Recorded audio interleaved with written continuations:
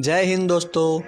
पैसे और उसके पीछे की साइकोलॉजी को समझने के लिए हमने अब तक कई सारी थ्योरीज, बुक्स और फिलोसॉफी को पढ़ा है, समझा है और सभी ने हमारी मदद की है। लेकिन आज जिस बुक और फिलोसॉफी की हम बात करने वाले हैं उसमें हमें फाइनेंशियली फ्री होने की प्रोसेस को स्टेप बाय स्टेप बिल्कुल ईजी तरीके से बताया है, जो कि पूरी तरह से एक कॉमन मैन के लिए बनी है। इस बुक को कई लोग one of the best financial book भी मानते हैं। तो बुक का नाम है द टोटल मनी मेकओवर, जिसे डेव रामसे ने लिखा है। ऑथर के मुताबिक अगर आपको मिडिल क्लास से निकलकर टॉप पर यानी टॉप 1% में आना है तो इसके लिए आपको इन 7 छोटे छोटे स्टेप्स को फॉलो करना पड़ेगा। हालांकि कई लोग इस बुक के कुछ चैप्टर से सहमत नहीं होते हैं, तो एक बार वीडियो को पूरा देखकर अपने ओपिनियन को कमेंट सेक्शन में बताइए। तो चलिए इस बुक को समराइज।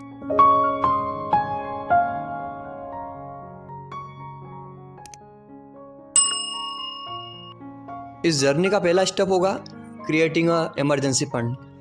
ऑथर डेव के मुताबिक आपको सबसे पहले एक इमरजेंसी फंड तैयार करके रखना है, क्योंकि आज हमारा समय चाहे अच्छा चल रहा हो लेकिन लाइफ में कभी ना कभी ऐसा वक्त ज़रूर आता है जब सारे दरवाजे हमारे लिए बंद हो जाते हैं और हमें एक बड़ी फाइनेंशियल प्रॉब्लम फेस करनी पड़ सकती है। ऑथर डेव उन्हें रेनी डेज कहते हैं और इससे बचने के लिए जो अम्ब्रेला का काम करता है वो है हमारा emergency fund. Author emergency fund को मिनिमम $1000 तक बनाने का सुझाव देते हैं, जो कि इंडियन करेंसी के हिसाब से 80,000 के लगभग होता है। इस फंड को आपको तभी यूज़ करना है जब परिस्थितियाँ बिल्कुल विपरीत हो, जैसे मेडिकल इमरजेंसी हो या जॉब चली गई हो या कोई भी अर्जेंट रिक्वायरमेंट हो। इस फंड को हम कभी भी नॉर्मल कामों के लिए, जैसे मूवी देखना, मोबाइल खरीदना, रेस्टोरेंट में खाना खाना, इन कामों में यूज़ नहीं करेंगे। और किसी अपोजिट सिचुएशन के कारण अगर हमने इस फंड को यूज़ किया है तो जल्दी से जल्दी उसे फिलअप करना है। स्टेप नंबर 2 है pay off your all debt with snowball method, यानी अपने छोटे छोटे कर्जों को पहले चुकाइए। दोस्तों, आज के दौर में लोन लेना कितना आसान प्रोसेस है ना। मोबाइल से एक क्लिक पर पर्सनल लोन मिल जाता है, कार लेनी है तो कार लोन मिल जाएगा, घर है तो होम लोन मिल जाएगा, और ये इतना कॉमन हो चुका है कि हमें इसमें कुछ भी गलत या अलग फील नहीं होता है। ऑथर कहते हैं कि जो रिच माइंडसेट वाले लोग होते हैं वो छोटे घर में, छोटी गाड़ी में और कम खर्चों में रहना पसंद कर लेंगे, लेकिन वो लोन के बर्डन से दूर रहना पसंद करते हैं। लेकिन वही एक पुअर माइंडसेट वाला आदमी जो कि एक एवरेज जॉब करता है, एवरेज सैलरी कमाता है, वो लोन लेकर बड़ी बड़ी चीज़ों को खरीदना चालू कर देता है। आईफोन खरीद लेगा, बड़ी गाड़ी खरीद लेगा, किसी प्रकार का लोन ले लेगा, क्योंकि ईएमआई तो सैलरी से चुका ही देगा।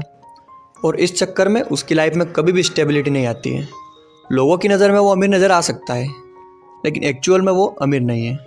ऑथर कहते हैं कि आपको अपने सारे लोन्स को एक कॉपी में अरेंज करना है, फिर उसमें जो सबसे छोटा लोन है उसे आपको सबसे पहले चुकाना है, और ऐसे ही धीरे धीरे सारे लोन्स को पे करना है, जिसे वो डेथ स्नोबॉल इफेक्ट कहते हैं। तीसरा स्टेप है grow your emergency fund. Author कहते हैं कि अपने सारे कर्जों को चुकाने के बाद आपको वापस अपने इमरजेंसी फंड को बढ़ाना है। इमरजेंसी फंड को कितना बढ़ाना है इसके लिए ऑथर एक फार्मूला बताते हैं। आपको अपनी मंथली इनकम का 6 गुना तक इमरजेंसी फंड रखना है, यानी अगर आपकी मंथली इनकम 25,000 है तो आपका इमरजेंसी फंड लगभग 1.5 लाख तक होना चाहिए, ताकि आप एक स्ट्रेसफुल लाइफ एंजॉय कर सकें। दोस्तों, अब तक हमने इस बुक के 3 स्टेप्स को समझ लिया है, और 3 स्टेप्स के द्वारा हमने अपनी प्रेजेंट यानी आज को सिक्योर कर लिया है। और अब बारी आती है अपने भविष्य या अपने रिटायरमेंट के लिए प्लान करने की। तो इसी के ऊपर चौथा स्टेप है invest 15% of your investment for retirement. अपने रिटायरमेंट के लिए हम जितना जल्दी प्लान करें उतना हमारे लिए बेहतर रहेगा, क्योंकि इनिशियल डेज में हमारे ऊपर फैमिली की रिस्पॉन्सिबिलिटी काफ़ी कम होती है। तो हमें अभी से ही पैसों को सेव करके उसे इन्वेस्ट करने की हैबिट डेवलप करनी पड़ेगी।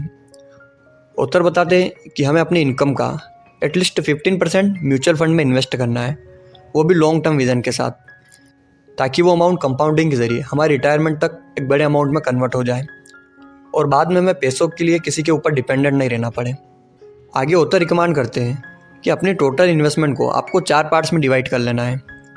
25% को इक्विटी फंड्स में, 25% को ग्रोथ एंड इनकम फंड्स में, 25% को इंटरनेशनल फंड्स में, और बाकी बचा 25% उसको अग्रेसिव फंड में इन्वेस्ट करना है, ताकि आपका पोर्टफोलियो डाइवर्सिफाई रह सके। स्टेप 5 है save for your children's education. हो सकता है कई लोगों को यह पॉइंट यूजलेस लग रहा होगा, क्योंकि अभी कई सारे लोगों के बच्चे भी नहीं हैं, तो आपको थोड़ा ब्रॉडर व्यू रखना होगा, क्योंकि समय कब निकल जाएगा हमें पता भी नहीं चलेगा। और जिस हिसाब से एजुकेशन दिन पे दिन महंगी होती जा रही है, अगर हमने अभी से कोई प्लान नहीं बनाया तो उन्हें अच्छे स्कूल और यूनिवर्सिटीज़ में पढ़ाने के लिए उस समय काफ़ी प्रॉब्लम फेस करनी पड़ेगी।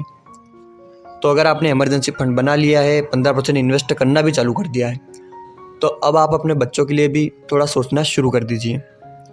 आज के समय में कितने ही ऐसे म्यूचुअल फंड्स हैं जो चिल्ड्रन एजुकेशन के लिए पैसों को इन्वेस्ट करते हैं। स्टेप नंबर 6 है pay off your home early, यानी अपने होम लोन को जल्दी से चुकाने की कोशिश करें। दोस्तों, बारी आती है सभी लोन्स के बाहुबली यानी होम लोन्स को चुकाने की।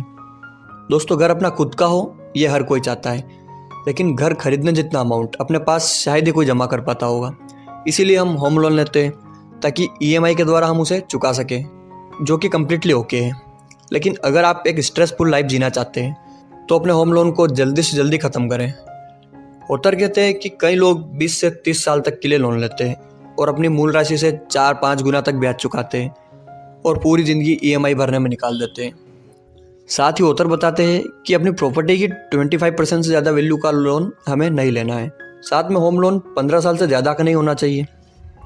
अब ऊपर के सारे स्टेप्स को फॉलो करने के बाद आपके पास जो कुछ भी पैसा बचता है उससे अपने लोन्स को जल्दी से जल्दी क्लियर करने की कोशिश करें, जिससे आप जल्दी फाइनेंशियली फ्री हो सकें। स्टेप नंबर 7 है बिल्ड वेल्थ।